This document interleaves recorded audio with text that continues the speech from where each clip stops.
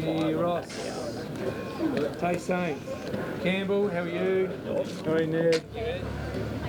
Holy, awesome. Today's assembly is special not only because it marks the end of your school journey, but it occurs during our 150th year. And that's a milestone that connects you to generations who have come before. Ocean! Wawa!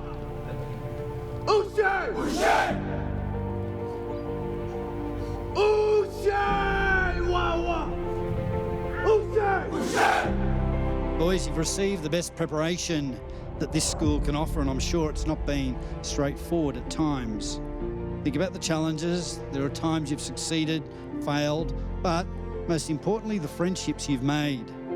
And after today, you may not see some of your friends for some time. And that's okay, because the world now awaits you all. And boys, it won't be easy, but know this: your family is with you, your school is with you, and your classmates are with you. Gentlemen, you have the building blocks to succeed. Your time at TGS has given you a significant head start. And remember, the essence of character is to strive, to be decent and serve others before yourself. Now go forth and make your mark on the world. Fidelis in omnibus.